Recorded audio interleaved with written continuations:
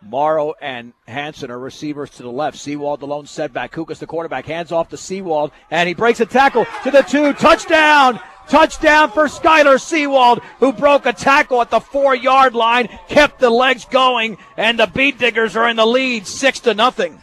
Just a great, display of effort there by Skylar, because like you said, the kid had a hold of his left foot. They handed the ball right up the middle. Luckily for Brush, they've got C.J. Kukas, who makes Platte Valley think we're going to throw the football. They just hand off the trap up the middle, and then Seawald broke that tackle and just basically jogged into the end zone. All right, now an important extra point by Jesus Cardenas with Eric Garcia holding.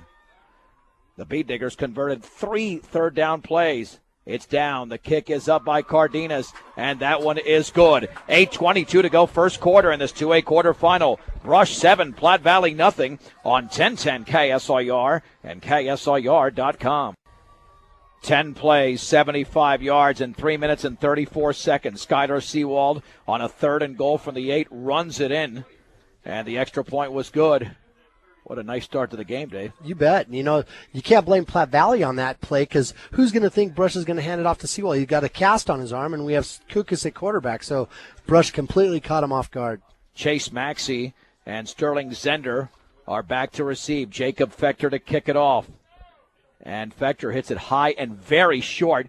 It's going to be called by one of the up men at the 26-yard line. Running right is Float. He breaks a tackle towards the right sideline. He's got a seam, and he's down across the 35 to around the 38-yard line. Thank goodness Tony Guzman was out there. If not, Clay Float would still be going. Rosenbrock had a hold of him there. He was the first one down the field. You could tell he's upset that he didn't make that tackle. But I'll tell you what, Float, he's only $140 and about 5'6", but he's got some power, and he just ran right out of Rosenbrock's arms.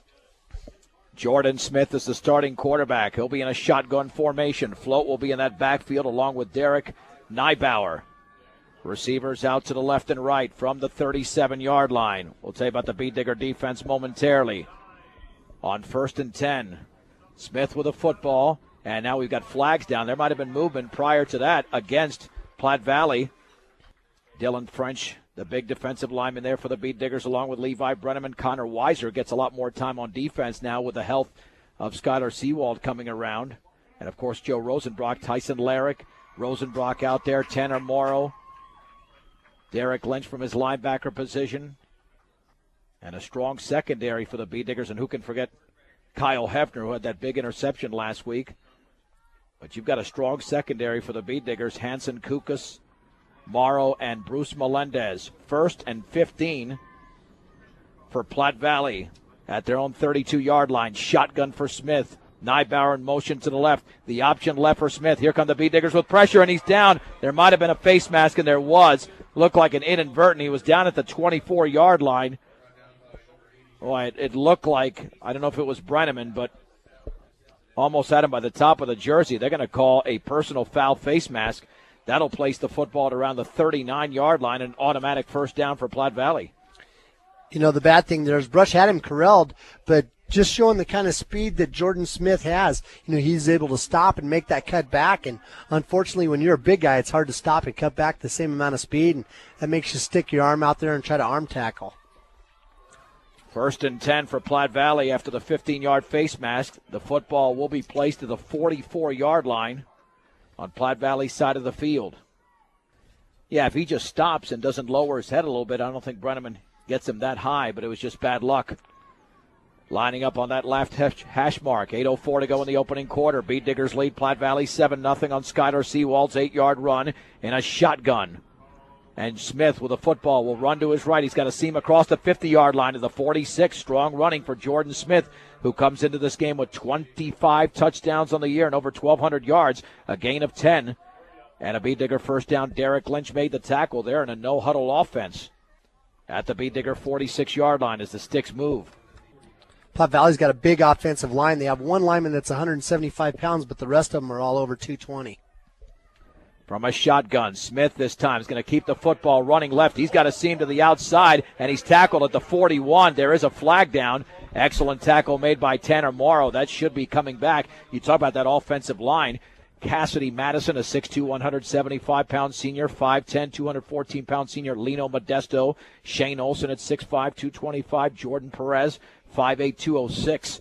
And then J.R. Gonzalez at 6'1", 220. And this will be holding against Platte Valley. This is a Platte Valley team that shut out the Bead Diggers. They shut out every opponent except Eaton, but that was a 44-7 game, so that was essentially a shutout during the regular season.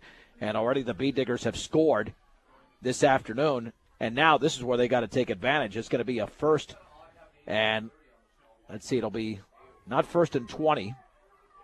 We'll call it first and about 19. Platte Valley with a football at their own 45-yard line. Two receivers out to the right, man in motion to the left. Shotgun for Jordan Smith, who rolls to his right, setting up the throw, still rolling, throwing along the sideline. That pass is going to be broken up, tipped, and Melendez caught it, but out of bounds. It was intended for Clay Float along the right sideline at the 36-yard line, but the ball hung for quite a while. That allowed the Bead Diggers to make the play. You know, there's two diggers over there that were jumping up there to get the football, and both of those guys made a play on it at the last minute because for a fraction of a second right there on the sideline, Float was open.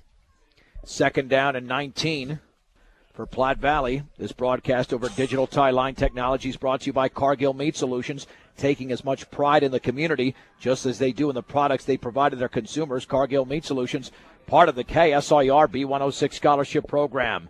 From the 45-yard line, Smith this time will hand it off on the left side to Float. He's got a seam to the outside of first down with Melendez to beat, and he spins inside the 40 to the 35, and that's a gain of 20 and a Platte Valley first down.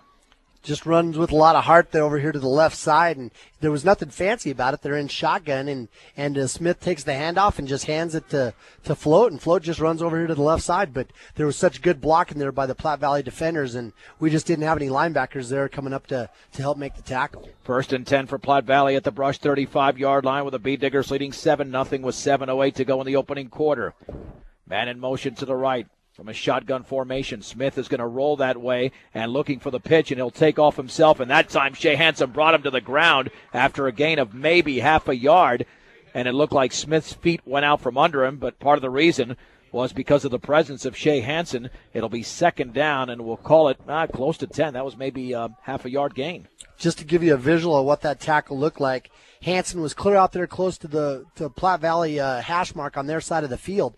And when Smith was running out that way, Smith stopped, and then Hansen flew in there with two hands like he was blocking and just knocked him flat on his back. He just cleaned his clock. Second down and 10 for Platte Valley at the Brush 35-yard line. Again, a shotgun formation.